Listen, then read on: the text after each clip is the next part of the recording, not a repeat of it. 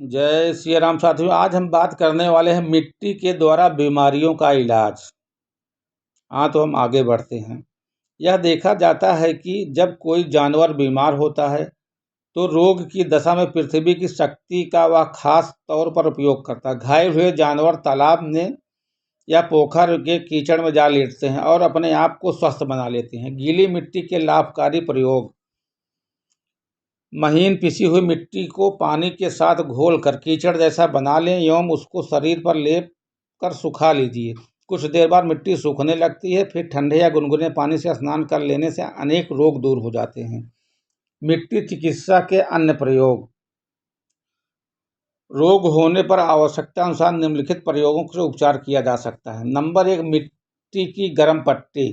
Number 2, मिट्टी की ठंडी पट्टी। नंबर 3, गर्म मिट्टी की पट्टी। नंबर 4, रज स्नान। नंबर 5, पंक स्नान। नंबर 6, बालू भक्षण। सूखी मिट्टी के लाभकारी प्रयोग। बिजली के मारे या सांप के काटे हुए व्यक्ति को या जमीन में करीब 2 हाथ गहरा गड्ढा खोदकर उसमें बैठा दिया जाए और गीली मिट्टी से गर्दन तक सिर खुला रख के उसे भर दिया जाए तो 1 से 24 घंटे तक में रोगी के शरीर से जहर निकल जाएगा और वह मरने से बच जाएगा। सूखी मिट्टी से स्नान। शुद्ध साफ मिट्टी को कपड़ा छान कर लीजिए और उसे पूरे अंग पर रगड़िए। पूरे शरीर पर रगड़ने के बाद 10 से 20 मिनट तक धूप में बैठ जाइए। तत्पश्चात शीतल जल से स्नान कर लें। यह सूखी मिट्टी का स्नान है। त्वचा नरम लचीली एवं कोमल हो जाती है। रोमकूप खुल जाते हैं। इससे शरीर के विजातीय तत्व पसीने के रूप में बाहर आने लगते हैं तो त्वचा के छिद्र भरपूर सांस लेने लायक हो जाते हैं, जिससे त्वचा के अनेक रोग, चर्म रोग, दांत खाज, खुजली, फोड़े, फुंसियां दूर होने लगती हैं। आयुर्विज्ञान में इसको रज स्नान कहा गया है। छांदोपनिषद में मिट्टी को अन्य पंच तत्वों जल, पावक, गगन और समीर का सार कहा गया है। स्वास्थ्य, सौंदर्य और दीर्घायु की मिट्टी से प्रगाढ़ संबंध होता है। मिट्टी में अनेक रोगों के निवारण की अद्भुत क्षमता होती है। मिट्टी में अनेक प्रकार के क्षार, विटामिन, खनिज, धातु, रसायन, रत्न, रस आदि की उपस्थिति उसे औषधीय गुणों से परिपूर्ण बनाती है। औषधियाँ कहाँ से आती हैं? जवाब होगा पृथ्वी, मतलब सारे औषधि के भंडार होता है पृथ्वी। अतः जो तत्व औषधियों में है उनके परमाणु पहले से ही मिट्टी में उपस्थित रहते हैं।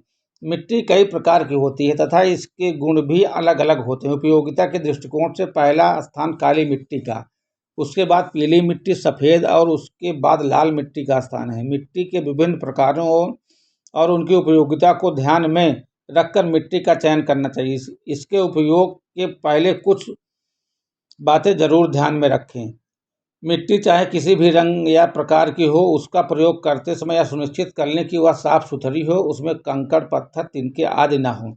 जहाँ से मिट्टी ले वह स्थान भी साफ सुथरा होना चाहिए। किसी कूड़े के ढेर के पास से मिट्टी ना लें। यदि किसी खेत से मिट्टी ली जाए तो 1 या 1.5 फीट जगह खोद कर ही लेनी चाहिए। तालाब या नदी तट की मिट्टी बहुत लाभदायक होती है। 2 प्रकार की मिट्टियों को मिलाकर भी प्रयोग किया जा सकता है। बालू मिश्रित मिट्टी बहुत उपयोगी होती है।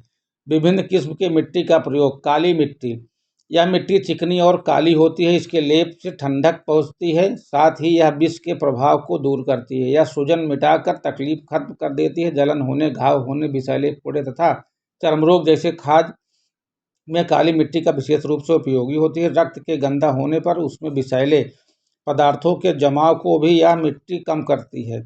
पेशाब की रुकावट, पेशाब रुकने पर यदि पेड़ों के ऊपर पेट के नीचे काली मिट्टी का लेप किया जाता है तो पेशाब की रुकावट समाप्त हो जाती है और वह खुलकर आता है। मधुमक्खी, कनखजूर, मकड़ी, बर्रे और बिच्छू के द्वारा डंक मारे जाने पर प्रभावित स्थान को तुरंत काली मिट्टी से लेप लगाना चाहिए। इसके तुरंत लाभ पहुंचता है। पीली, सफ़ेद व लाल मिट्टी, तालाबों तथा नदियों के किनारे पाई जाने वाली यह मिट्टी भी काली मिट्टी के समान ही लाभकारी होती है। सफ़ेद मिट्टी से होने वाले लाभ भी पीली मिट्टी के समान ही है। लाल मिट्टी पहाड़ों पर मिलती है, इसके लाभ सफ़ेद मिट्टी से कुछ कमतर होते हैं।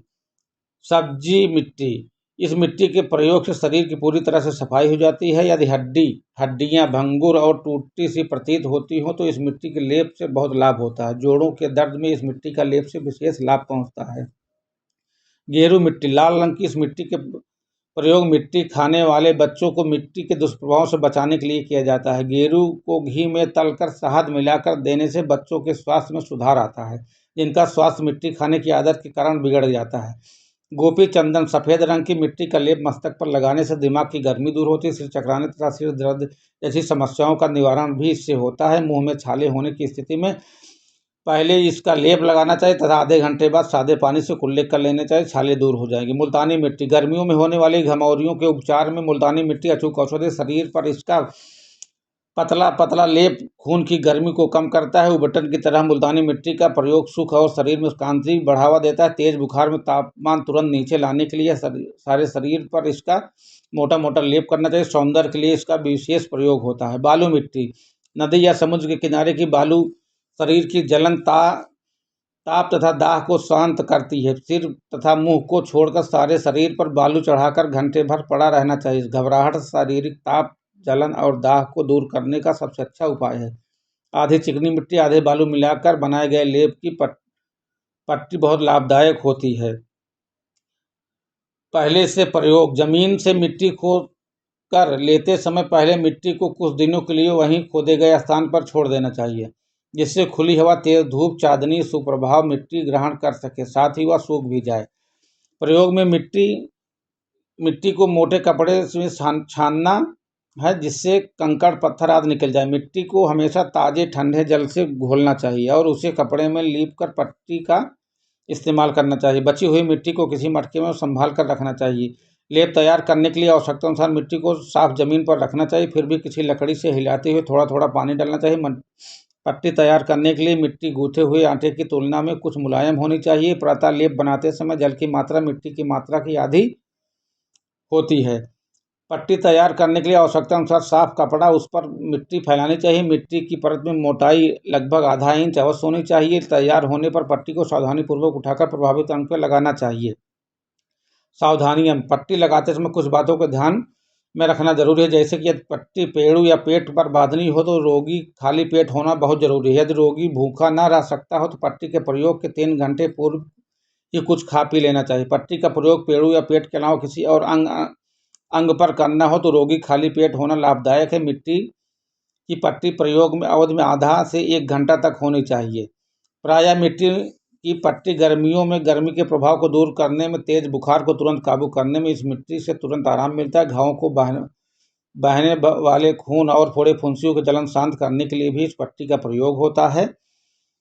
मिट्टी की गर्म पट्टी यदि मिट्टी को लेप उसे गर्म पानी में उबाल कर बनाया जाए तो अलग अलग लाभ प्राप्त होते हैं। ऐसे लेप से तैयार की गई पट्टी मिट्टी की गर्म पट्टी कहलाती है। पट्टी सहने लायक ही गर्म होनी चाहिए, ज़्यादा नहीं। इस पट्टी के ऊपर गर्म कपड़ा या फलालैन लपेटना बहुत जरूरी है। गर्म पट्टी आमाशय, छोटी आंत, बड़ी आंत आदि दीवारों के चिपके हुए मल को बाहर निकालने में मदद करती है। इसके लिए इसे पेड़ों पर नाभ से सहने योग्य गर्म दशा में बांधा जाता है। पेट के रोग जैसे पेचिश, मरोड़, ऐंठन तथा अतिसार होने पर भी पेड़ों पर यदि पट्टी बांधने से लाभ मिलता है। गठिया में भी यह पट्टी बेहद उपयोगी होती है। मासिक धर्म समय होने वाली पीड़ा भी इस पट्टी को पेड़ों पर बांधने से दूर होती है। गर्भाशय संबंधित समस्त दोषों को निवारण के लिए इस पट्टी की सहायता से किया जा सकता है, परंतु गर्भवती स्त्रियों के लिए इसका प्रयोग पूर्णतः वर्जित है। मिट्टी की मालिश त्वचा संबंधी रोग के निवारण के लिए मिट्टी की मालिश भी बहुत उपयोगी होती है। इसके लिए कपड़े से छानी हुई मिट्टी का समूचे शरीर पर लेप करने से 10 मिनट धूप में बैठने से त्वचा स्वस्थ, मुलायम और लचकदार बन जाती है। रूप कूप पूरी तरह खुल जाते हैं, फोड़े फुंसियाँ नहीं होती हैं। मस्तिष्क संबंधी रोगों में फायदा इस प्रकार की मिट्टी मालिश से मस्तिष्क संबंधी रोगों के खतरे को दूर करती है। धरती पर अनेक औषधीय गुण होते हैं, मिट्टी में ये इसी प्रकार के गुण होते हैं। कमर दर्द, सिर दर्द, सूजन तथा त्वचा संबंधी रोगों के लिए कीचड़ मालिश आदि। इसके लिए गीली मिट्टी से भरे एक आम कड़त गड्ढे के रोगी इस तरह खड़ा किया जाता है, उसके गड्ढों के ऊपर का भाग अर्थात गला मुंह तक सिर गीली मिट्टी से बाहर रखें। कम से कम कपड़े पहने।